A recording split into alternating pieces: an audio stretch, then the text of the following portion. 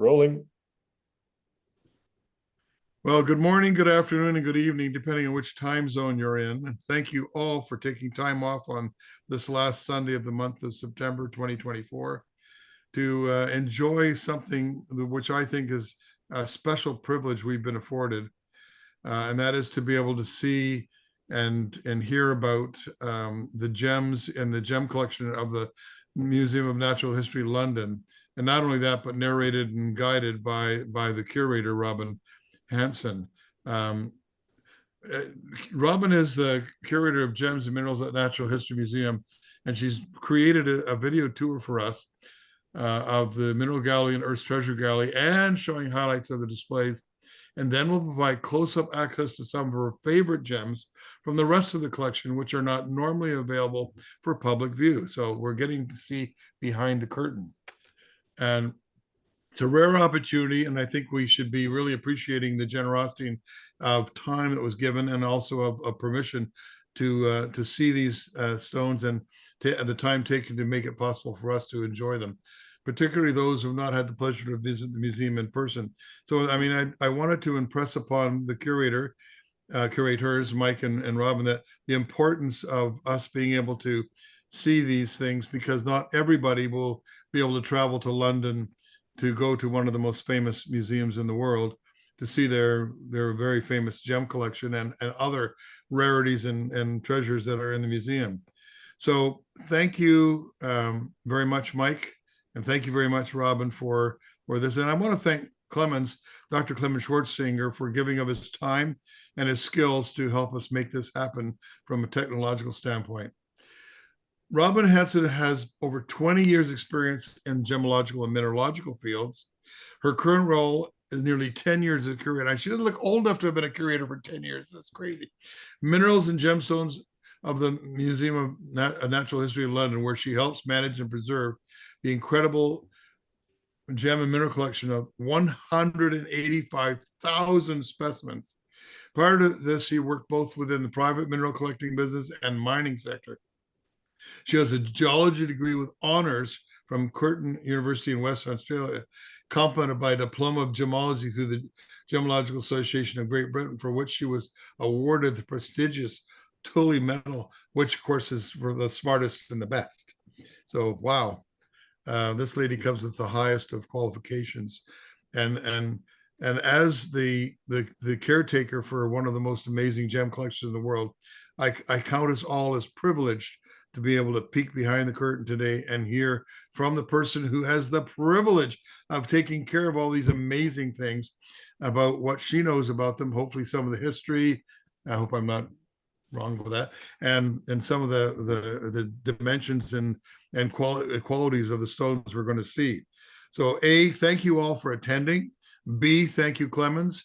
And C, thank you so much, Robin. I hand the microphone over to you, and I hope that you're going to have fun. I hope you had fun filming this and making this happen.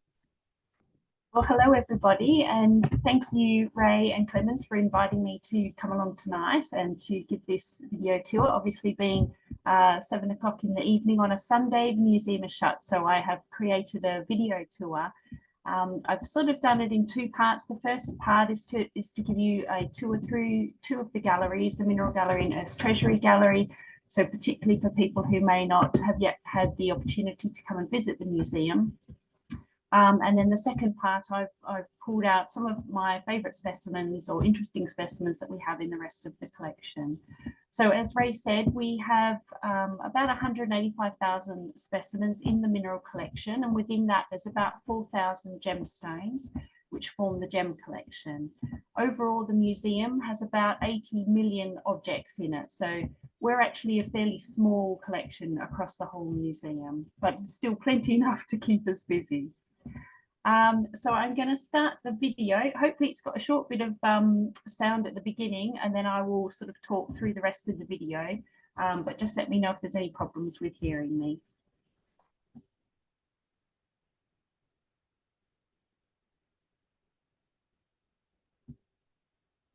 Hi, I'm Robin Hansen, joining today from that gallery. And I'm going to show you some of the highlights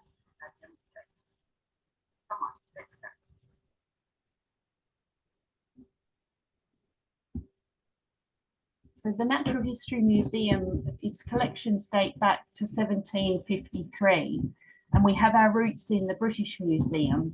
But as the collections expanded, they decided they would split off the natural history portion, and they purpose-built this beautiful building which opened to the public in 1881 to hold the natural history collections.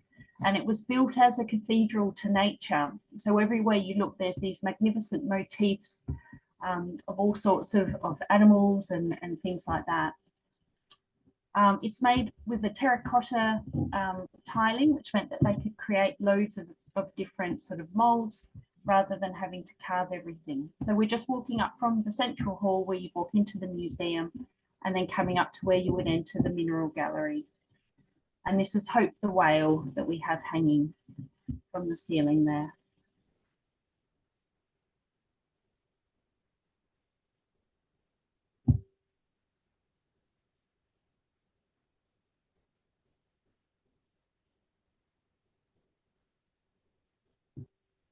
So this is our historic mineral gallery. It's the only gallery that looks pretty much the same as when the museum opened in 1881. So we have here our systematic collection on display. So it's arranged by mineral species. We think there's probably about 12,000 specimens we have on display in the case tops, and it's a mix of minerals and then also faceted gemstones made out of that mineral species. And it has a really lovely atmosphere. It's a really calming, lots of natural sunlight, really lovely place to visit. So we're going to have a look at a couple of the displays, some of my favorites. So the first one is the opal display. This is one I always show any visitors who come to the museum. So precious opal obviously is one that has a play of colour. So we've got a mixture of some polished material, but also some natural unpolished opal. So here we have a nodule of black opal within its claystone matrix, which comes from Lightning Ridge in New South Wales. And then we also have some pieces of white opal on display, which have an excellent play of colour. Sort of the best I could get my phone to pick up the different colours with. This one comes from Nevada. And then we have this larger piece here with a polished face, which comes from Coober Pedy in South Australia. Both have some really quite incredible, lovely play of colours. So with opal, it's made up of tiny little silica spheres. And depending on the size of the spheres, that will determine what colours you see. If you have smaller spheres, you see more of the blue colours, and with larger spheres, you see more of the sort of reds and violet colours. So this is one of my favourite specimens in the collection because I think it looks like a love heart of blue opal. So this comes from Queensland. Obviously it's a boulder opal, and this is where most of the boulder opal is found. It's another lovely piece there. A really quite magnificent blue play of colour. And a lovely black opal. You can see it's quite translucent. A nice play of colour there. And then we also have boulder opal, of course, with the white opal, and you can see some of the lovely banding that you have there, and then a whole range of the different colours where you're getting different areas of these different sizes of silica spheres. And then you also have fire opal, and we have this magnificent gemstone from Turkey. So fire opal is very well known from Mexico. This one doesn't have a play of colour, but it has an incredible rich red colour, which is caused by microscopic inclusions of iron oxides.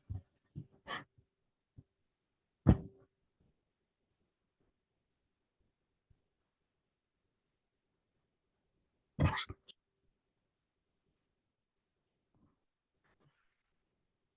moving on to a more unusual mineral to have a gemstone from, this is sillimanite.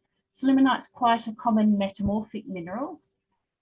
It's normally fibrous in its form, but sometimes you get these larger crystals, more often known from Mobok in Myanmar, and they have this lovely violet colour. And when you have a large enough crystal to cut as a gemstone, they make absolutely incredible gemstones. They're really bright stones.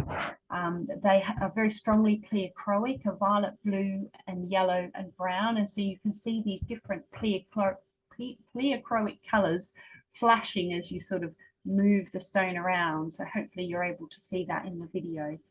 just really beautiful gemstones. And it's an incredibly difficult material to facet. It's got a perfect cleavage. It's very splintery. So it's really a feat to be able to cut a gemstone as big as this one. I think this is about 40 carats, this gem.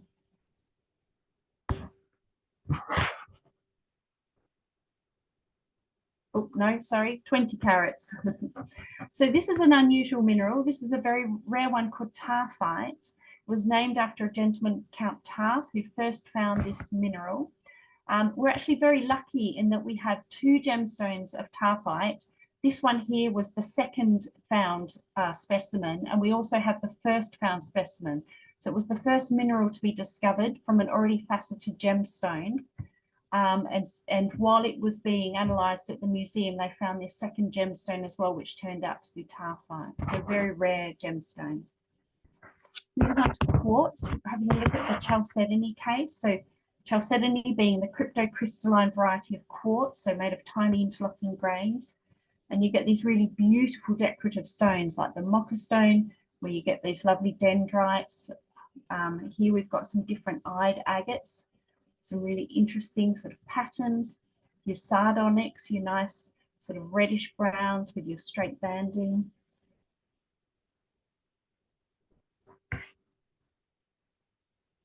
Another nice eyed agate. Some lovely agates that we have from different locations. And then I just think this is a really cool specimen. It's an agatized coral that comes from Tampa in Florida. So the outside looks like coral, but inside you can see that lovely, almost opalescent chalcedony is formed. And this is a slice of iris agate. So it's a very thin slice of an agate. And because the banding is very, very fine, when you transmit light through it, as you can see by using the mirror, it acts a bit like a diffraction grating, and you get this incredible iridescence that you can see with the transmitting light. So we've now moved over to the Earth Galleries building. So this used to be the Geological Museum, and the building came to the Natural History Museum in the 1980s. And we were very fortunate that also the gem collection and the mineral collection of the Geological Museum came to us too. So here's some specimens that we have in the portholes down on this ground floor.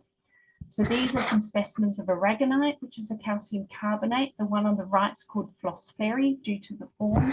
And we have a very large blister pearl on the Pinctada maxima, or the silver-lipped pearl oyster shell. And this is the ones that produce the large South Seas cultured pearls. And of course, every museum needs to have an amethyst geode. So we have this one from Rio Grande do Sul in Brazil. And this is a slice of blue john, which is a variety of the mineral fluorite that is found in Derbyshire in England. And it has this typical banding with sort of serrated edges of purples and yellows and whites, used a lot as decorative material. So we've now moved up to the first floor of the Earth Galleries, to the Earth's Treasury Gallery. And we'll take a walk through into the main part. You can see here this rather magnificent specimen of morganite, three very large crystals still attached to their matrix, and these come from Brazil. We'll just take a quick walk around to the central part of the gallery.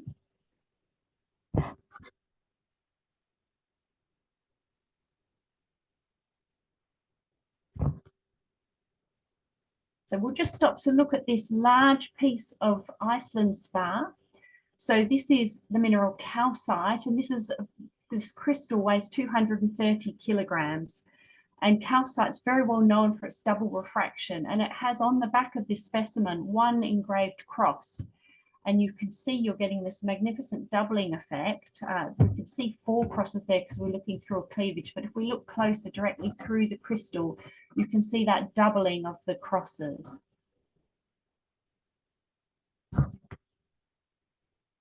So we have a whole row of these tabletop gem cases. So quite a lot of our gem collection is on display, which is really great for visitors and obviously being able to show you in the tour. So this gallery opened in 1998. So in the first case here, we have our colour wheel just to show the variety of colours that gemstones can come in.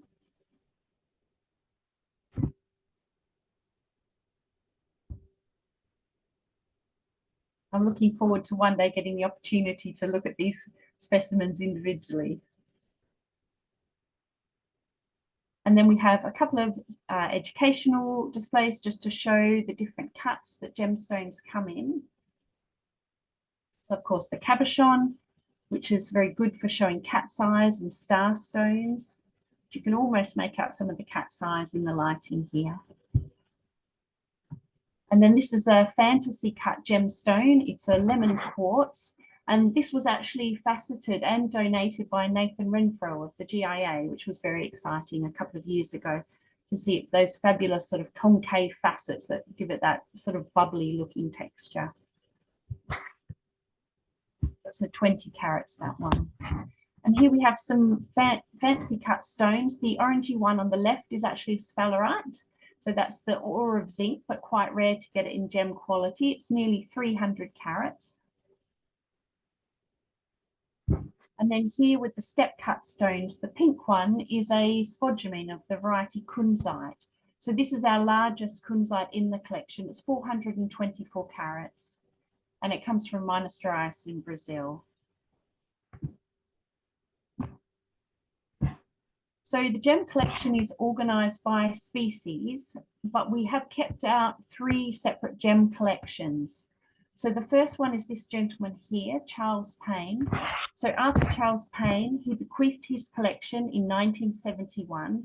He was a geologist and a gem dealer who lived in Mogok for many years, and he had ownership in some of the mines. And he put together a suite of 130 gemstones plus 68 minerals. And here we can see some zircons from his collection. So he collected both sort of more unusual gem materials, but then also your classic materials. So these ones are your corundums, your rubies and sapphires from Mogok. He also had another one of these very large selimanite gemstones. So again, you can just make out that sort of brown and violet pleochroism. And also 2 very large peridot gemstones. So the one on the left is 130 carats and on the right is 101 carats. And you can see that kind of oily interior look that peridot often has. At the front here, we have some chrysoberyls, so quite a large colorless one of 38 carats. And that very sweet lighter green one. And then the reddish one is an alexandrite. And my phone actually really picks up the red color of the color change. It looks a lot more green in person. Here are some of the more unusual gems in his collection. There's a pink tourmaline, there's the rectangular one at the back. There's an orange sphene, is that orange circular one you can see on the left. Then next to that's an enstatite. You've got a very dark orange spessartine garnet, really lovely moonstone and an aquamarine. And then the pink one is a scapolite, and then you've got an iolite in the middle, the violet one. Now, Payne is known for the mineral painite, which was named in his honour. And this was actually described by scientists at the museum in 1957. So the painite is the brown crystals you can see here. The one at the back's got some pink ruby crystals on it. And then we've got that lovely gemstone.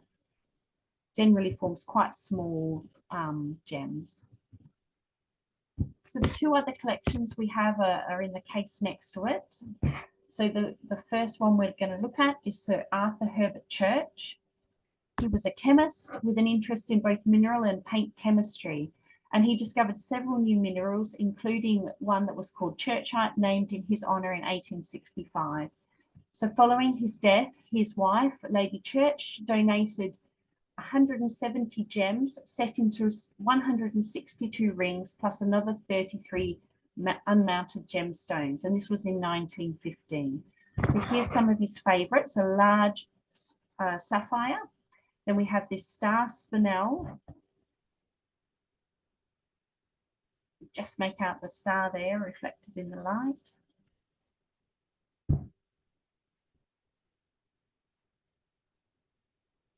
And then the next one is one of my favourites. This is a black opal from Lightning Ridge in New South Wales. So again, it's really hard to pick up that color with your phone. When you see them in person, the play of color is just magnificent.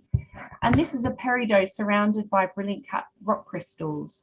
And this was actually Church's first purchase. So Church is credited as the first person to use absorption spectra to identify gemstones, and he published on this in 1866. And he discovered this looking at absorption bands in both garnets and zircons. So his collection is very rich in garnets, as you can see in this top row here, and also very rich in zircons. So this row here is the zircons. And all of his collection is set in these quite similar style settings, which I think was his way of displaying the gemstones, as quite often the cuirae of the gems sticks out beneath the setting and they wouldn't be very comfortable to wear. So this row here is tourmaline, and it's rather magnificent rubellite there in the middle.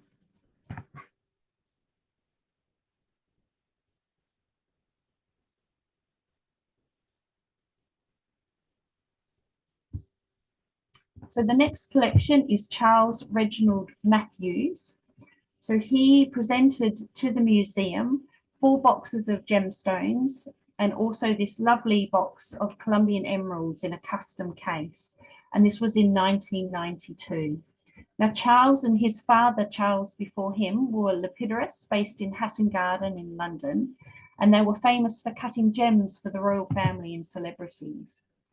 So they're quite a comprehensive collection, many different sorts of gemstones. I'd really love to know if these were some of the favorites of Charles or things that he put together over the years.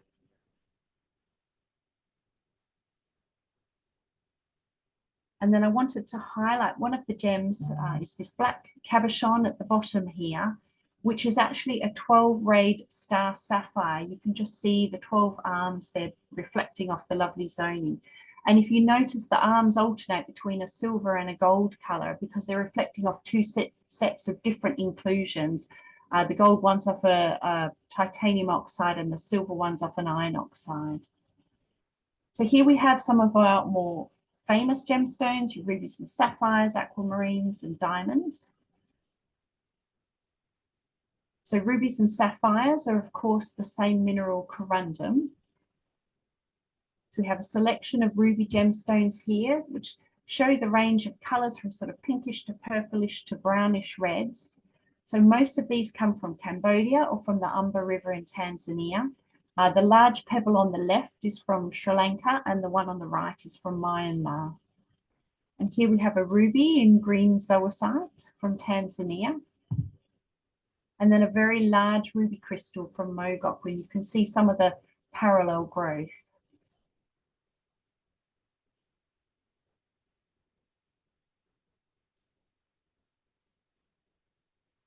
And then moving to sapphire, as people typically think sapphires are blue. So we sort of show the different range of colors. You've got the one at the top is from Sri Lanka, that typical sort of cornflower blue, down to the sort of royal blue, and a lovely doubly terminated crystal there from Sri Lanka. We also have some carvings, including this intaglio. So this is the head of Mars, and this was done by the famous gem engraver Wilhelm Schmidt, which we purchased in 1891. And I've got a couple more of his engravings that I'll point out during the rest of the tour. We also have this very lovely sapphire ring, which is another one of my favorites. You can really see the zoning in it that's been cut as a feature of the stone. So this was acquired in 1860 as part of the Alan Gregg collection, and which stated it came from India. However, 1860 is too early for the Kashmir sapphires. So it's possible that this sapphire came from Myanmar or Sri Lanka, and the gem was cut and purchased in India, hence that's the provenance that we have for it. So we also show the other colors of sapphires, your golden yellows, through to your pinks and purples.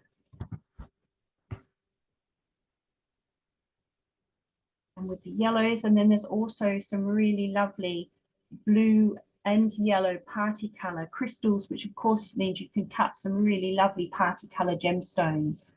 So this one at the top here is 17 carats, and it's got that lovely blue band through the middle.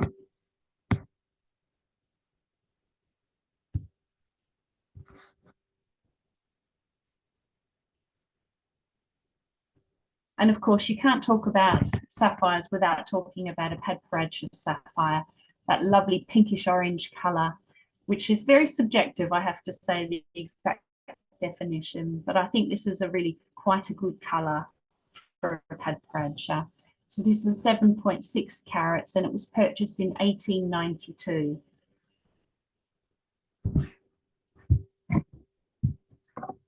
And here we have some star stones. The ruby on the far left, you can see there is a synthetic one, which is why it has such a sharp star. And then as you look at the natural ones, and then also on the right there, there's another synthetic one with a very sharp star. So moving on to beryls. So this is the mineral beryl, but the different varieties have different names. So when it's colorless, it's known as goshenite. Now, beryl has a hexagonal crystal symmetry, and you can see that in the crystals with their hexagonal form. So then we have heliodor, which is the variety that's yellowish to a greenish yellow. So we had a large, it was an 83 carat heart that we just went past, and a large etched crystal from the Ukraine there. And then you can also get these deeper yellow crystals and gemstones, which are sometimes called golden beryl rather than heliodor. We also have aquamarine, and I really love this big crystal. It comes from Brazil. It's quite transparent, but you get these amazing inclusions in it. It's a bit like an underwater scene.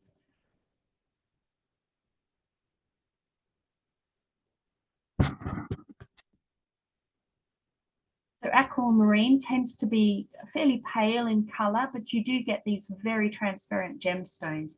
So you can see the range in colors there that you can have in aquamarine.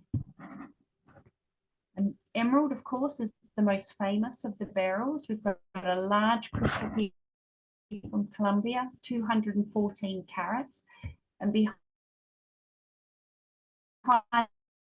up some really gemmy little crystals. And then next to number 24 is a thin slice of a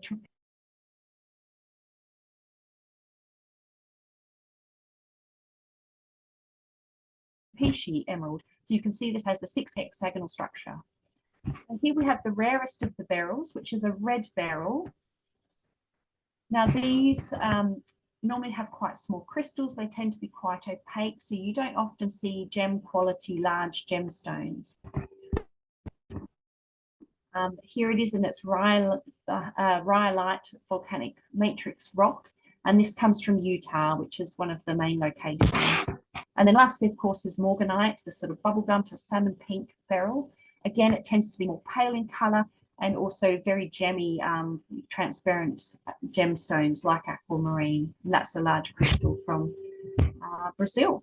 Right, moving on to tourmaline, which is one of my favorites. Number 6 here, we have this carved rubellite pendant. It doesn't have a history recorded, but China's Empress Dowager Cixi loved pink, and she purchased a lot of the pink tourmaline that came out of the San Diego County in the early 1900s. So I do think that is possibly a reflection of the popular carvings. Here we have another 2 cameos by Wilhelm Schmidt, and then just really showing the whole kaleidoscope of color that tourmalines can form in.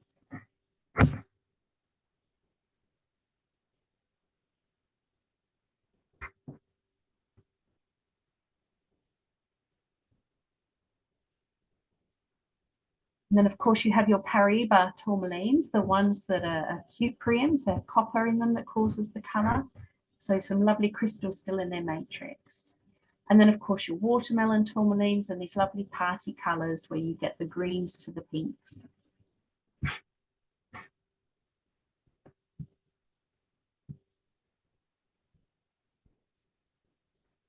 And we'll take a look at some of the topaz. So we have a large water-worn boulder at the back here. I can tell you that is incredibly heavy to lift. You can see topaz being so hard. It has a very sort of smoother water-worn outer layer, but it has that perfect cleavage, which you can see by that flat face at the front. And again, totally transparent inside. So we have this large colorless crystal gemstone at the back. There was 1,300 carats. And then we have the imperial topaz gemstones, which range sort of from that warm pinkish through to sherry colors to brownish colors, and a large crystal there from Brazil. We have some true pink ones. So there's some lovely pink crystals there in matrix from Brazil. Then we move on to the zircons. So again, they come in a very wide range of colors. When you get these more cloudy greener ones, that's when you have your low or your metamint zircons, where they've had some damage to their internal crystal structure. And zircons are commonly this sort of reddish brown color. And we have another engraving here by Wilhelm Schmidt.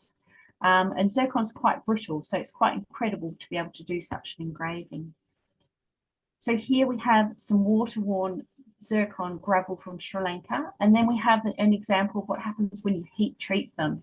So depending on the composition and the location and the conditions of the treatment, you can get that range of colors from sky blue to golden browns to colorless when you treat your zircons.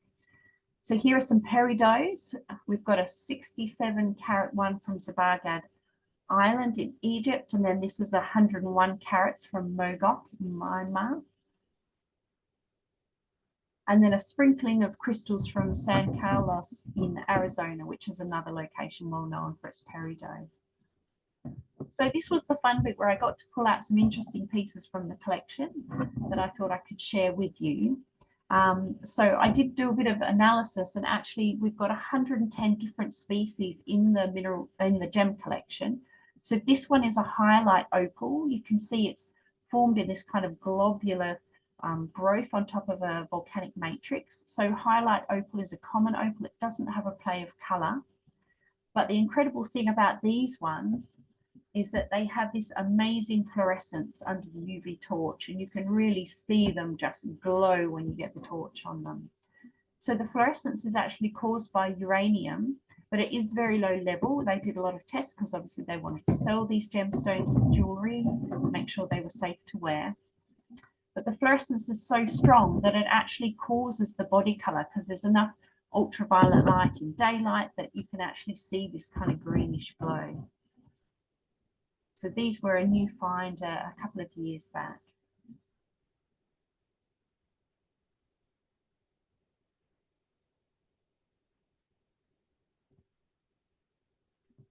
So I thought you might be interested just to see a few more crystals. This is a ruby crystal from Mogok. So again, this is what your rubies look like when you find them. They have a lot of sort of concave areas. I think that's due to the way they grow within the marbles. And you can see it's got a very bright luster, and you can see those sort of twin planes and partings and internal features that are common on corundum.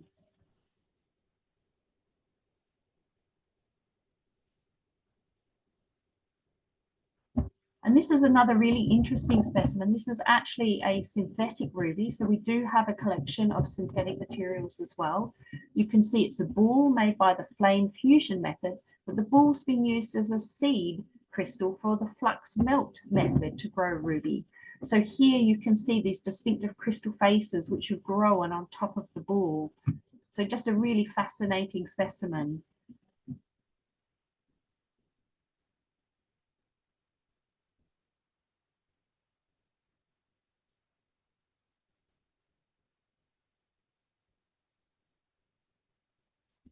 So now we have an aquamarine, and you can really see from the color of this one why they call it aquamarine. It's that proper sea green, really gemmy, set in this lovely gold hoop.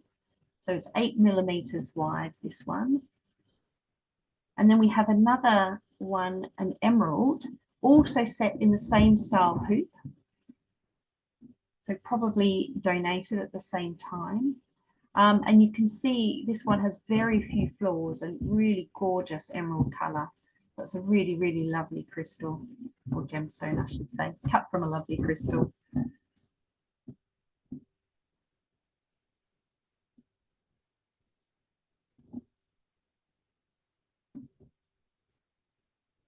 Next, we have another tourmaline. So we have this lovely heart. It comes from Parla in San Diego County in California. And you can see it's got lots of inclusions inside it, as tourmalines have a lot of fluid inclusions and growth tubes in them. But a very, very attractive gemstone. And this is a more unusual one. This is a cassiterite, which is the ore of tin. So normally cassiterites would be black or opaque or metallic, but you occasionally get it in these gem quality crystals, and they have a very high luster and they can have a high dispersion. Although because of the style of cut, this one doesn't show a lot of fire. But cassiterite has a hardness of 7, so actually it is a gem that you could wear in jewelry. And this is 13.5 carats from Uganda. So here we have a cross which is set with 11 cat's eye chrysoberyls, and you can really see with this why they call it that milk and honey, with the lovely sort of milky eye that you can see going across the chrysoberyl there. So this one is one that came from the Geological Museum's collection, and we know it predates 1864, so it's quite an old piece. The only thing is I don't know why they didn't set them symmetrically. The eyes are not all going in the same direction. Now, I find this gemstone absolutely fascinating. It's a sapphire, 7.6 carats. We purchased it from Thomas Thornhill, who was a British diplomat and collector, and he bequeathed his collection in 1934, which included 89 gems. Now you can see it's very transparent. It's actually got a sort of a hint of brown to it, but it does have a lot of particles of silk in it, and you can see a bit of zoning. And when you shine a light into it, hopefully it'll come up in a minute.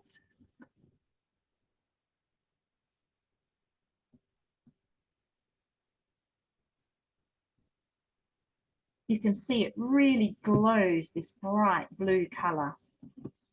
And I think this is caused by Rayleigh scattering. So Rayleigh scattering is what makes the sky look blue, where you get the scattering of the wavelengths of particles that are smaller in size than the wavelengths of light.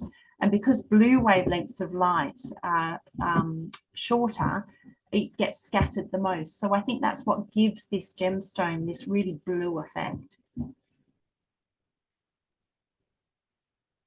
So we have another gem that came from Thomas Thornhill. This is a wonderful black opal from Lightning Ridge, New South Wales. It's 10.78 carats. Very high dome to really enhance that play of colour. And it just is quite magnificent in person.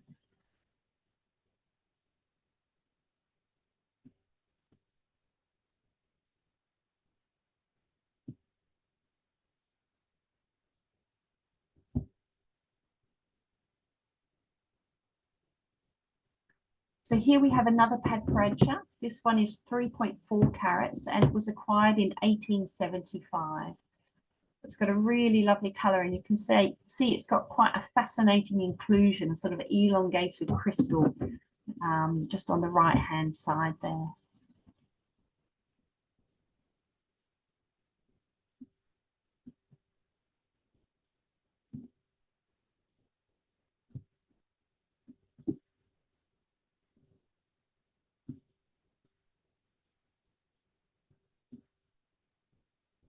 Now we'll have a look at a couple of garnets. So this is a pyrope cabochon set into a ring, and it's just incredibly glossy when you see it.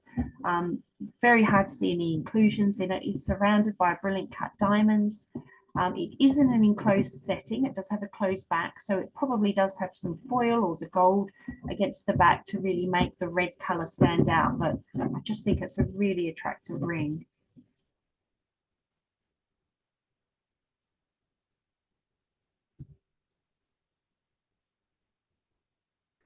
And here we have a dementoid garnet. So this is the variety of androdite garnet. Comes from the Ural Mountains in Russia. It's 3.25 carats. It's almost flawless, so unfortunately no horsetail inclusion in it, but you can see that really high dispersion with lots of fire. Different flashes of rainbow colours.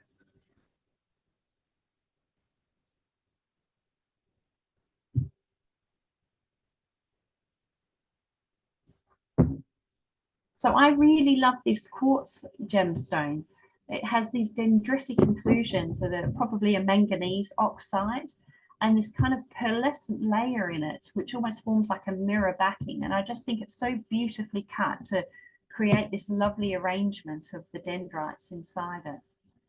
But just a really attractive gemstone.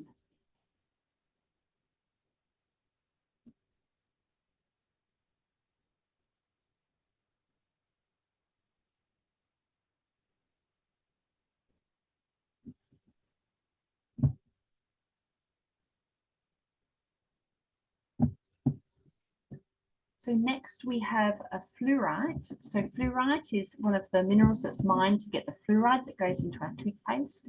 But it is well known as a mineral for coming in almost every single color and known for its incredible color zoning. And you can really see that's been used to great effect in this gemstone. So this comes from Durango in Mexico. It's 45 carats. Now the next one here is a really unusual one. This sort of large chunky beads and the cross are actually made of halite, which is your common rock salt. And these came from material that was from the salt mines in Poland. It frankly is just a bonkers material to use for gems because obviously halite dissolves in water. So we have it enclosed in a bag just to keep the humidity stable. But yeah, I thought you'd enjoy seeing that one. And this is another great specimen I really love. So we have this cameo. It was done again by Wilhelm Schmidt. He was born in Ida Oberstein and was classically trained in the art of engraving. And we purchased this one in 1886. So you've got a Roman man in the chalcedony, but when you spin it over, you find that actually there's amethyst crystals on the back. So this would have been cut from the material that was lining an amethyst geode, where you would have had the amethyst crystals and then this layer of sort of salmon pink chalcedony before you had the basaltic rock. And he's just utilized it so wonderfully to make this cameo. So we think this probably came from Rio Grande do Sul in Brazil. The next is another agate. It's a brooch, but if you didn't know any better, you would think someone had painted this kind of misty beach scene. I think it's just the most beautiful piece of agate. Probably Scottish agate, but we don't have a provenance for it, but I just think that's really lovely.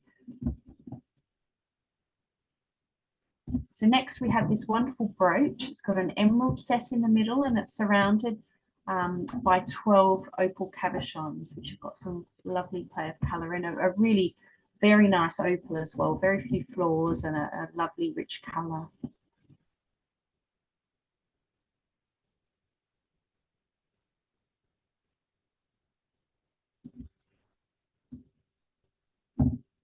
So the next one is a topaz. So it's colourless, 58 carats, incredibly bright gemstone and really beautifully cut. So it's set into a pendant. And this comes from Inverell in New South Wales in Australia. And I put this one in actually because I'm just starting a project with an Australian co-author, and we're going to have a look at some of the Australian topaz gemstones that we have in the collection. So I thought you might be interested to see that one, and it is just such a beautiful stone. And I thought I'd better put something in that's a bit more supersized. So here we have a slightly smoky quartz crystal. Obviously, quartz is well known for forming in very large and flawless crystals. So you can cut these supersized gemstones out of it. And it's really beautifully cut with loads of facets. So you get some magnificent reflections when you see it in the light.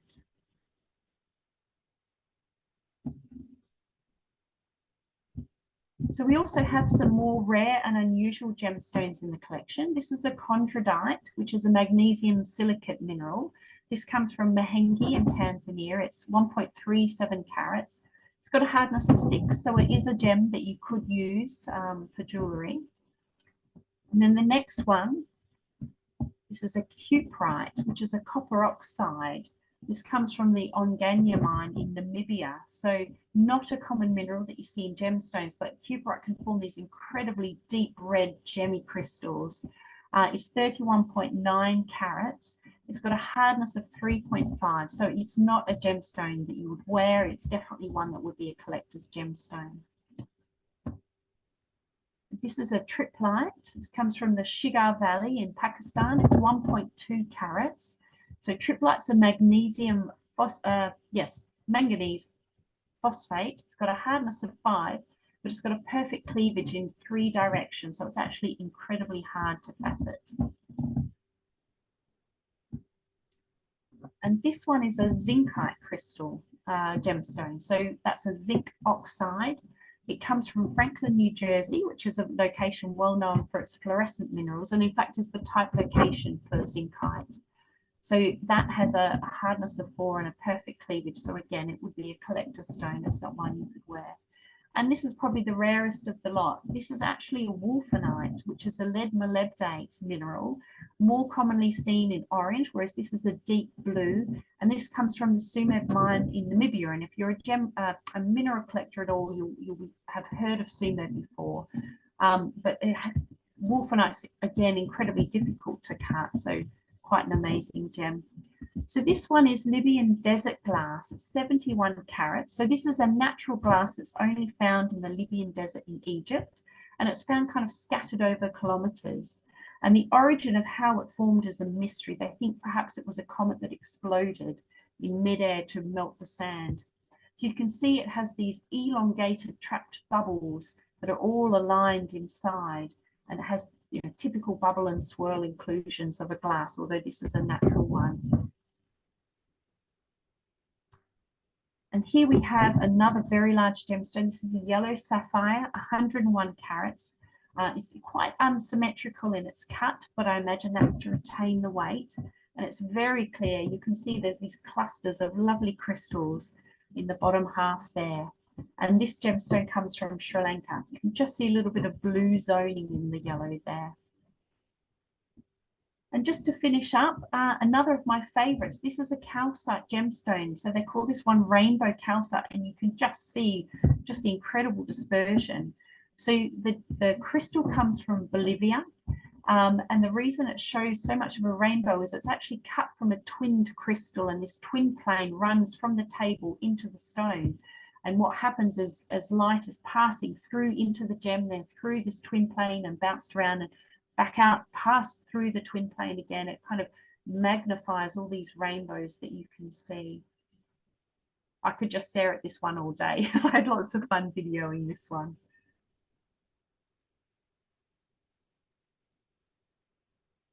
So hopefully this is a lovely gemstone to finish up with.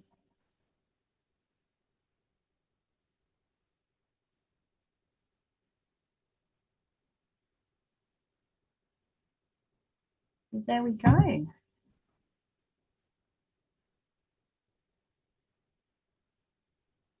So I will confess I haven't shown you all of the most magnificent gems. Our vault gallery is actually closed at the moment in the museum. So, you know, there's some exciting news coming up about that. But it did mean I didn't have access to some of the gems we have on there. But hopefully that means there'll be another catch to get people to come and visit the museum to see some of the other gems that I wasn't able to share as part of tonight's presentation.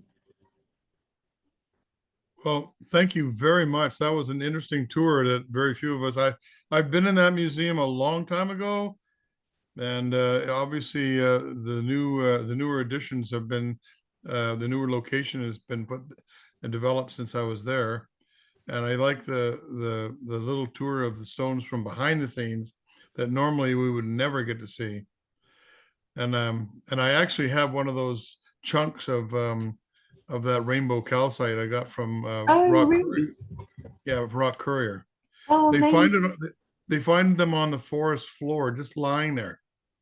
No way. I Oh yeah, mean, way. it must be incredibly gemmy crystals, you know, to be able to facet these gemstones from them. They're Um, absolutely water clear. just incredible. I'm afraid I don't know how to stop sharing to get the so you might have Not to to worry. understand me. Not to worry. Are there any questions that are coming up here? Clemens, can you see anything on chat that we need to have answered or would like to have answered? So far, just congratulations on a wonderful talk and a wonderful tour. I've not seen a question yet.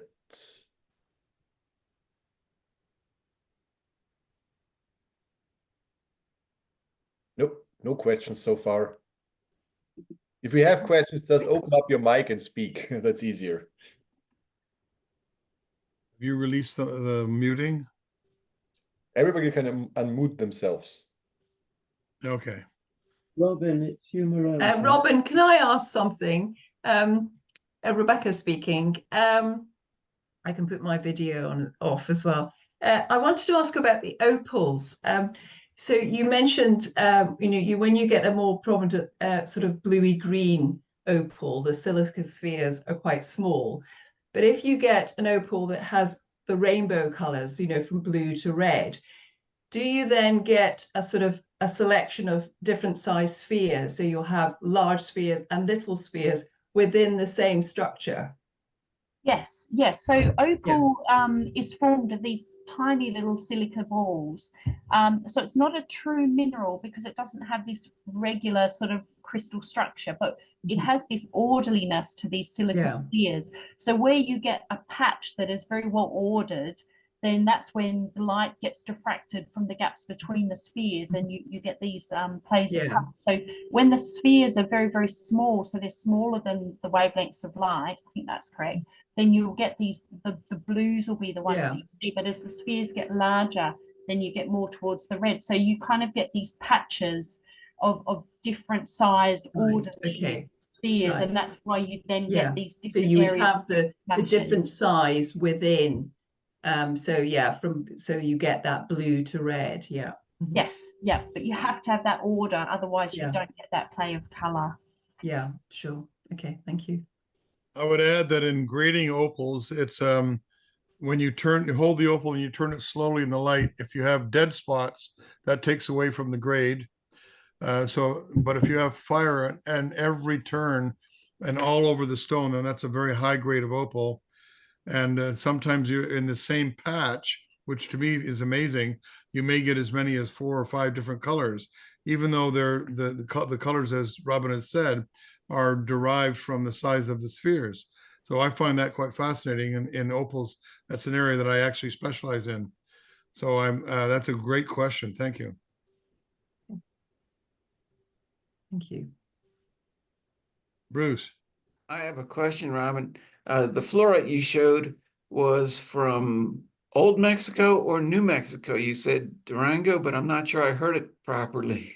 Oh, I think Durango in Mexico. So Regular Mexico. Not New Mexico. That's a very pretty piece. Oh, it's just stunning. The colors are just so lovely, and they've cut it so beautifully to really utilize that zoning. It's really incredible. You have such an excellent museum. I was there. Mike Rumsey showed me around, and what can you say? It's in the top class. I know I'm really fortunate to be able to work with it. It's it's quite amazing. I mean, it just has so much historical depth to it and breadth. It's just got an incredible range of all the minerals, really. So yeah, it's a real pleasure to see it. And so and a pleasure to share it as well. Thank you so much. And the paleo, everything in that museum is phenomenal.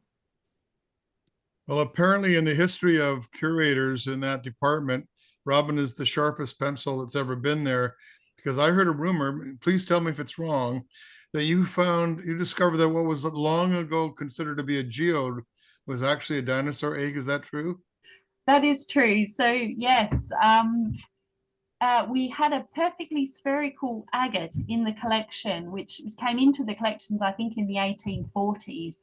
And it was only, I think it was 2016, 2017, when I'd been to the St. Maria Means Mineral Show, and I'd been shown an agatized dinosaur egg. And I went, hang on a minute, that looks like the one that we've got. And sure enough, our agate, our spherical agate, is in fact spherical because it has formed inside a titanosaur egg. So yeah, that was really super exciting. So I've published a paper on it with our dinosaur researcher as well, and done a bit of investigation into its history. It came to the museum, it came from Central India. So yeah, and then since then it's been used in our titanosaur exhibit, and it's now in our birds exhibit. So yeah, it's been very successful around. That is utterly amazing that everyone else missed this. I mean, I have to say, if I hadn't seen that other one, which just shows you how important it is to get out there and, see things at shows and other collections, if I hadn't have seen that egg at the mineral show, I probably never would have realized it either. So yeah, it was a real serendipitous moment. I'd like to take that as a jumping off point, just to make a point. And that is for people who are in the business or people who are collectors, there is nothing I think more valuable than seeing as many different iterations of minerals and gems as you possibly can.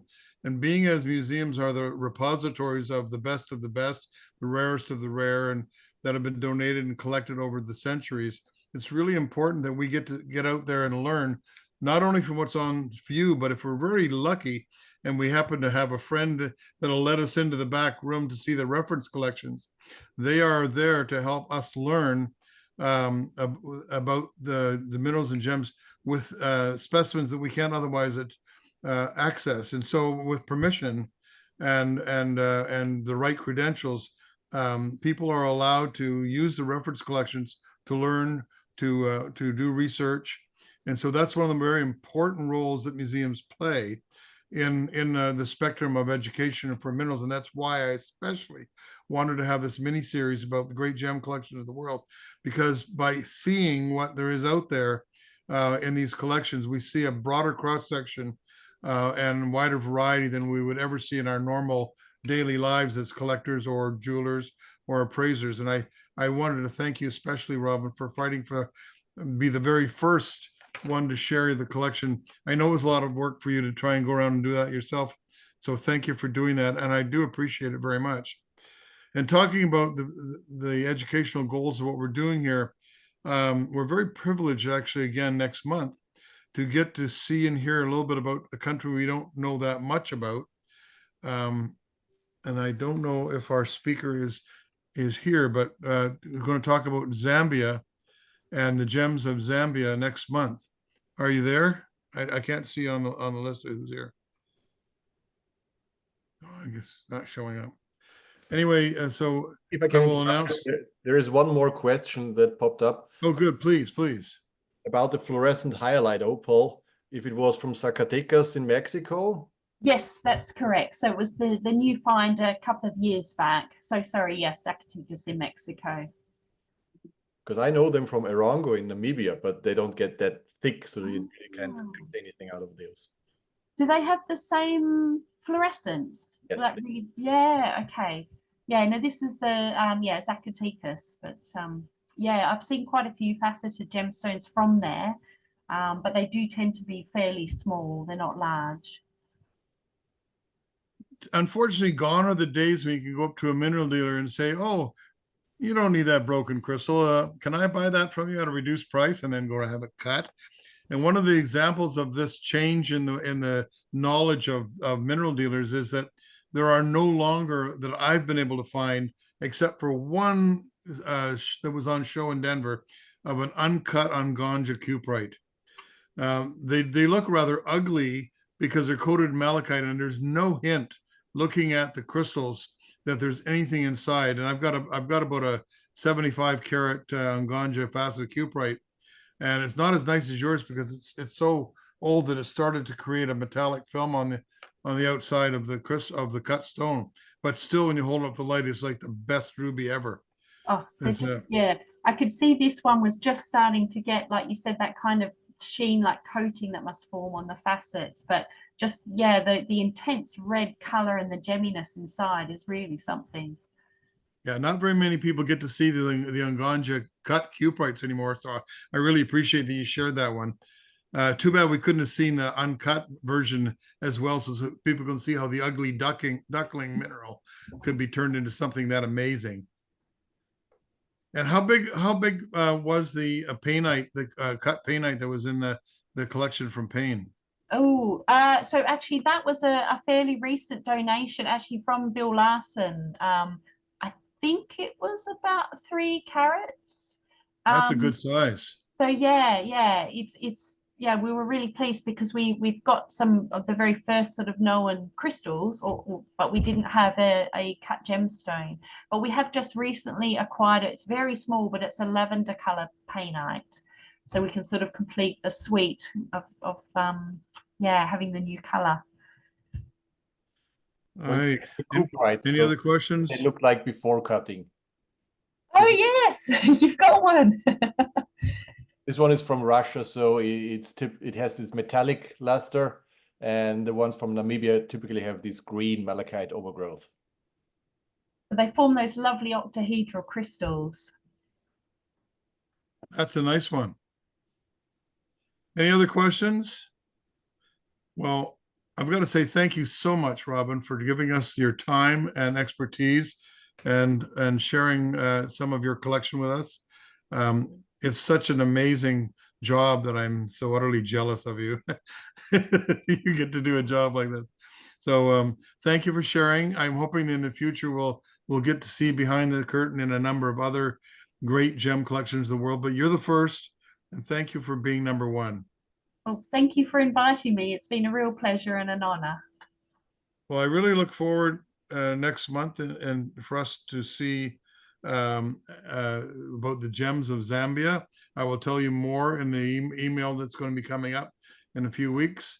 And hopefully that you'll make a point of telling your friends to join us. And thank you so much again, Clemens and Robin and everyone else who's taken time out today to get a peek behind the curtains of the Museum of Natural History in London, England, one of the best museums in the world. Thank you, and hope you have a good day, a good afternoon, or a good night, depending on where you are in the world. Goodbye.